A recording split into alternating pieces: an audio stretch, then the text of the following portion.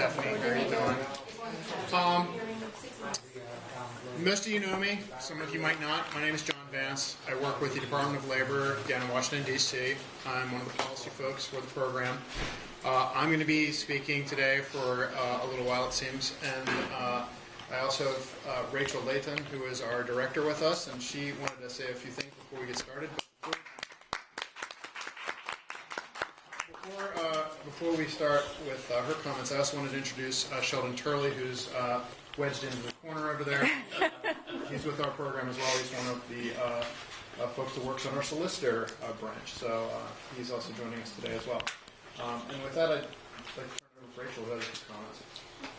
I just wanted to say, first of all, thank you, Denise, for putting this on. I'm really happy to be able to talk to such a small group of you, because oftentimes we go out and, as was pointed out earlier, sometimes it's a little bit too formal and you can't really have conversations. We're here today to do that, to have conversations with you, to try to answer your questions. And, you know, a lot of, all three of us, me, John, and Bud Turley, have been with the program since the very beginning. These two were actually on the very first task force and working on, when it first started up with Part B, and then when we got Part E, I was leading up the task force for that. And so it's been a long road, and there's a lot of challenges with this statute. It's not easy, as you know. And so we work, together. We try to work with our district offices who are in the field and listen to everybody for their needs. But at the same time, since the statute's so complicated, sometimes we have to do things certain ways, and we have to comply with the statute the way it's written. We try to apply, those laws in the best way, as a conform way as possible, so that, unfortunately, we can't write policy for every situation, and we have to deal with those when they come.